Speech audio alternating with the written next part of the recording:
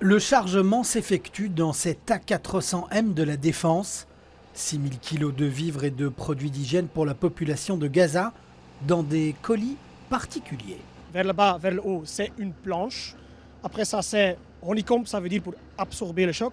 À l'intérieur, ici, vous avez les produits humanitaires. Et après ça, vous avez le parachute pour ouverture du colis.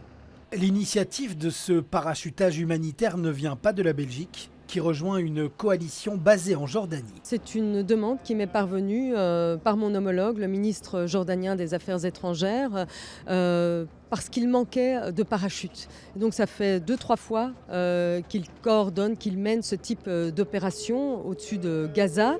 Et donc après quelques fois, il commence à leur manquer de moyens. Il faudra larguer ces colis sur la côte gazaoui.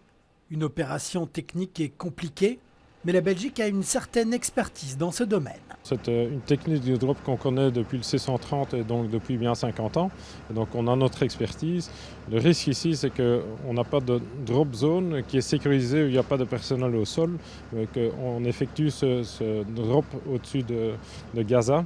Et dans la zone de Gaza, il y a le grand risque qu'il y a du personnel au sol. Des risques existent, mais il n'y a pas d'autres réelles possibilités. La seule formule possible aujourd'hui, et on espère que ça évoluera, mais aujourd'hui, la seule formule possible est bien de pouvoir larguer ce matériel via les airs. J'ai pas envie de dire que c'est du plâtre sur une jambe cassée, mais c'est le minimum.